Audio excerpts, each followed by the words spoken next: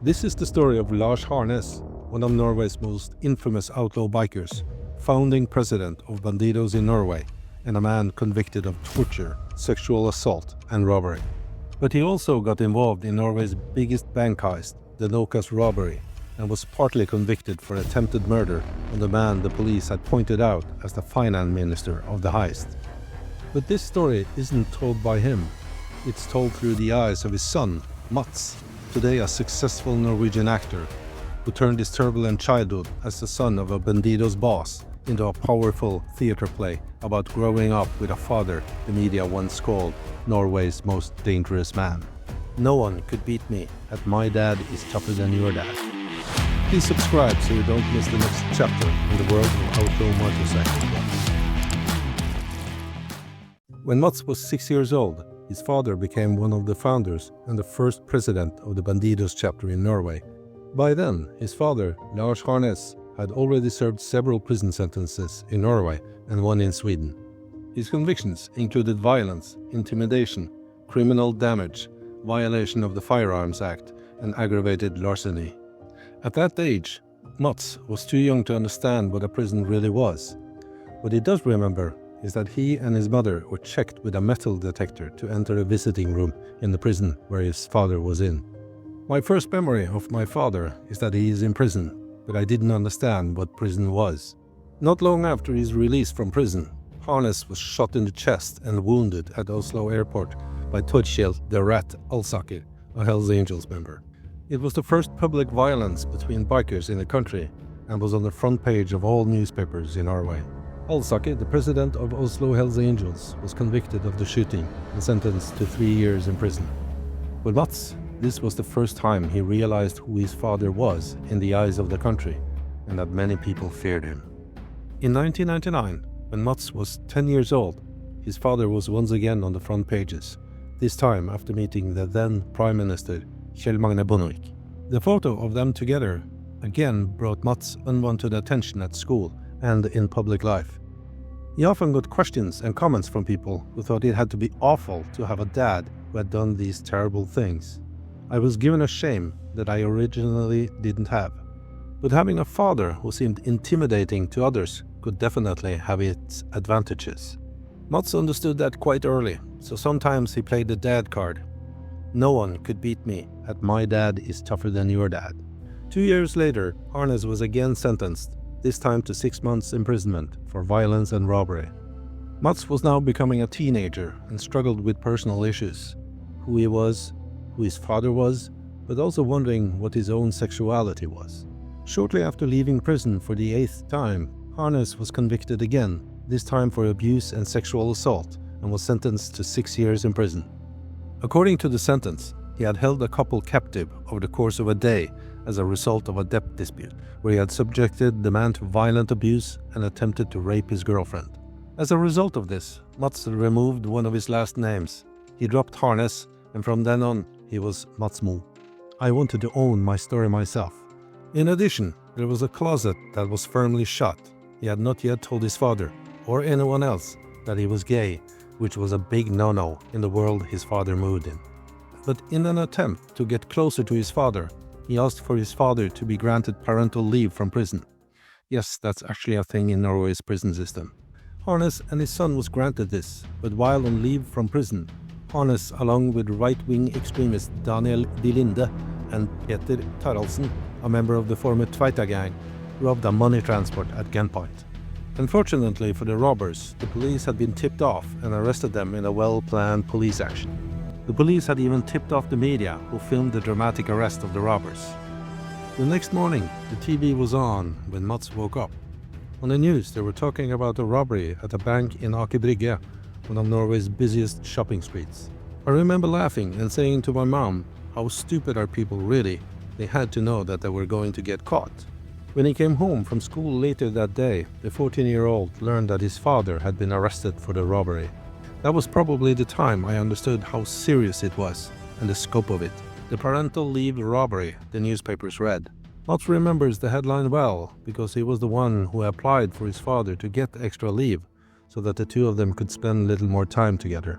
I almost felt a bit guilty. Mom and I even called the media to remind them that there were actual children involved in this. During the trial, Harnes was diagnosed with mixed personality disorder with dissocial and impulsive traits by experts in the district court. The tabloids had a field day when Harnes was convicted. They put him on the front page with the most shocking picture they could find of the Bandidos president. That day, when Mats switched on his phone, it started buzzing with messages. His friends were trying to warn him about the front pages on the media that day. It was his father. He was shirtless on the front page of the newspaper with the headline, "Norway's most dangerous man." Of course I was a bit upset, frustrated, new things all the time. Mats dreamed of becoming an actor and applied to the Norwegian Theatre Academy 5 times, and in the end he got in. Dad was actually the one who supported me the whole time in my wish to become an actor. When the rejection came, he was the one who believed in me. Don't give up. Apply again. At the academy, he created his own performance about his father based on 10 questions that his father had answered in writing from his prison cell. I wanted to find out who this person I called Dad really was. The stage was transformed into a cell, and from the edge of the bed, Mats talked with his father, asking the difficult questions, like what his father thinks about having a family. From his prison cell, his father answered 9 of the questions, but the last one he couldn't manage to answer. The question was, why do you keep committing crimes? Mats says he knows his father is proud of what he does, but he has never seen his son on stage. He's been locked up. On his 25th birthday, his father called him from the prison to congratulate him. He asked if he was doing well and what he was going to do that day. That's when Mats found it fit to say, "I'm going out to dinner with my sweetheart." When his dad asked who she was, Mats answered very quickly, "It's not a she, but a he. Bye." It was a short conversation. Since then, the two haven't spoken, but Mats says that he knows his father accepts it, even though it doesn't quite fit into his life and world.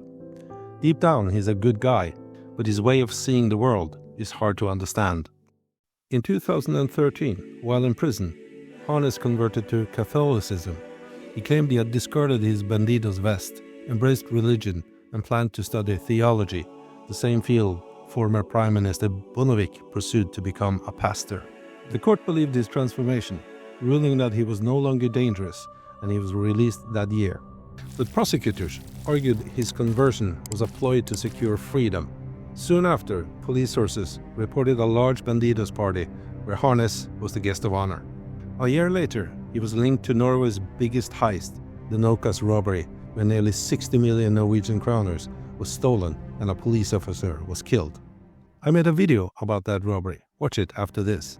In July 2015, Harnes was arrested in a garage in Oslo at the home of Imran Saber, known as Uncle Scrooge, and identified by police as the Nokas robbery finance minister. Harnes arrived on a stolen scooter, dressed in taped nylon clothing, wearing a helmet and carrying a loaded Ruger pistol with a silencer.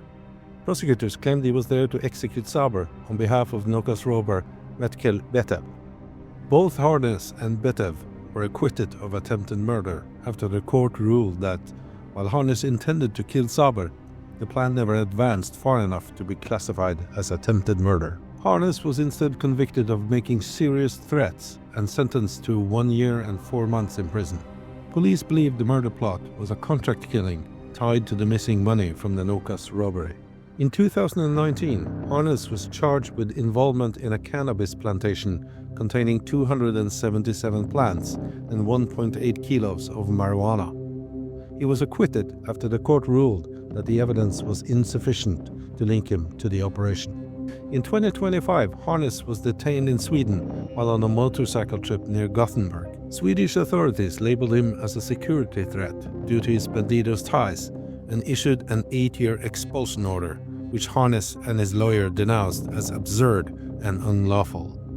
Over the years, Harnes has accumulated 11 convictions, including for robbery, aggravated violence, theft, abuse, unlawful imprisonment, and attempted rape. His son, Mats, has spoken about the experience incitement and violence because of his father's reputation.